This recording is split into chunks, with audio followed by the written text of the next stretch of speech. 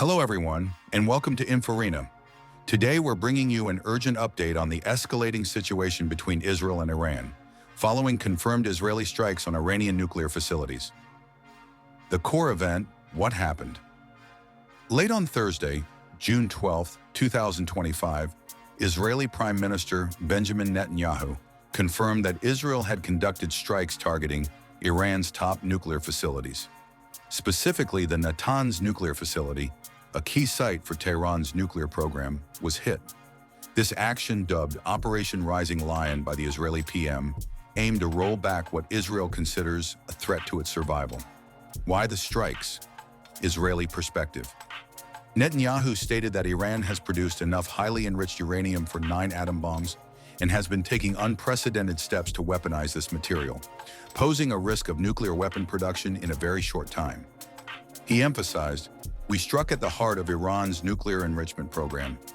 We targeted Iran's main enrichment facility in Natanz and Iran's leading nuclear scientists working on the Iranian bomb." He also highlighted concerns about Iran potentially sharing nuclear weapons with terrorist proxies and the increasing range of Iranian ballistic missiles. Iranian response and context. Hours after the Israeli strikes, officials confirmed that Iran launched approximately 100 retaliatory drones towards Israeli territory, which the IDF was working to intercept. It's important to remember that the Natanz facility had been partially destroyed in a 2020 explosion, and recent satellite imagery suggested Iran was constructing deep underground tunnels to secure its nuclear program further. The extent of the damage from these latest strikes, particularly to any underground structures, remains unknown.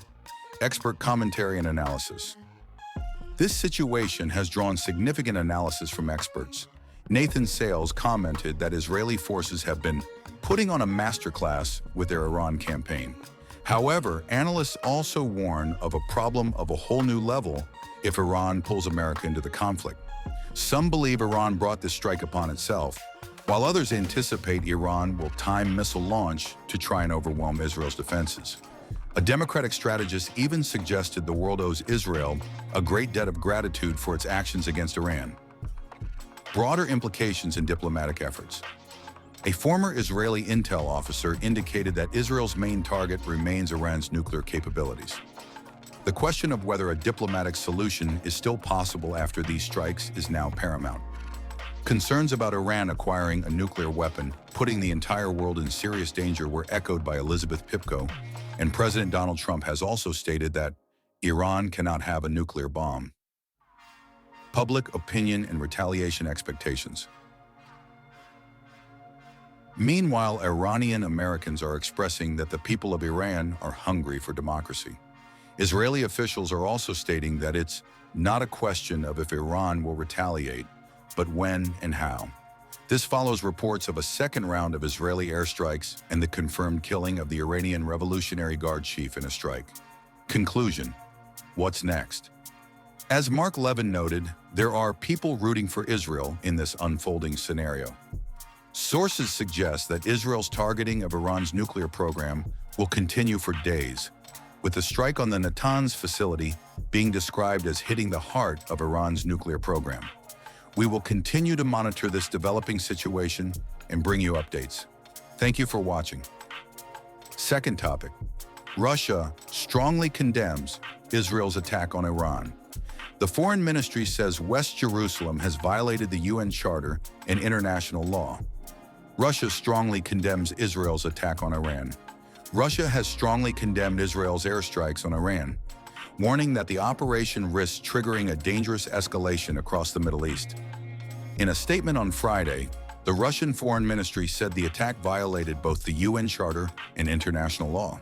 The strikes carried out early Friday by the Israel Defense Forces, IDF, reportedly targeted Iranian military and nuclear sites. Iranian media outlets said the attack killed several senior officials, including Islamic Revolutionary Guard Corps, IRGC, Commander Hossein Salami, and Deputy Chief of the Army General Staff, Gholam Ali Rashid. At least 6 nuclear scientists were also reported among the dead. Israeli Prime Minister Benjamin Netanyahu claimed the operation was aimed at preventing Iran from developing nuclear weapons. The attack comes just 48 hours before the sixth round of U.S.-Iran nuclear talks, set to begin on Sunday in Oman, casting doubt on renewed diplomatic efforts. We strongly condemn the violent action of the State of Israel, the Russian Foreign Ministry said in a statement. Unprovoked military strikes against a sovereign UN member state, its citizens, sleeping peaceful cities, and nuclear energy infrastructure facilities are categorically unacceptable. Iran vows severe punishment for Israeli attack. Read more. Iran vows severe punishment for Israeli attack. The ministry noted that the timing of the attacks, amid a session of the International Atomic Energy Agency, IAEA, Board of Governors and ahead of another round of nuclear talks, adds particular cynicism to the situation.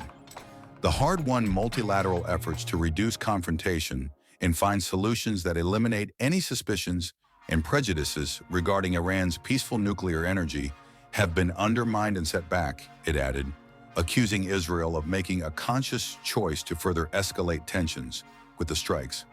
There have been repeated warnings about the danger of military actions that threaten stability and security in the region. Responsibility for all the consequences of this provocation will fall on the Israeli leadership, the ministry stated. It added that Moscow is closely monitoring the actions of the IAEA regarding the situation, noting that the agency's staff have also found themselves under Israeli fire, along with Iranian citizens. Russia expects the agency to provide an assessment of the situation and analyze the potential radiological consequences of the Israeli strikes on Iranian nuclear facilities. The ministry reiterated that Moscow sees no military solution to the Iranian nuclear issue, insisting that it can only be achieved through peaceful political and diplomatic means. We hope that this approach will ultimately prevail.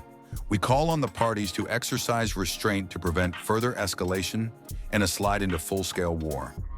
Iran's Atomic Energy Organization accused the IAEA of colluding with Israel following the attacks on the country's nuclear infrastructure. It slammed the IAEA's failure to condemn Israel as a sign of the agency's lost credibility, as cited by ISNA news agency. Tehran has requested an emergency meeting of the UN Security Council following the airstrikes. Iranian Supreme Leader Ali Khamenei earlier warned that Israel should expect severe punishment for Friday's attack.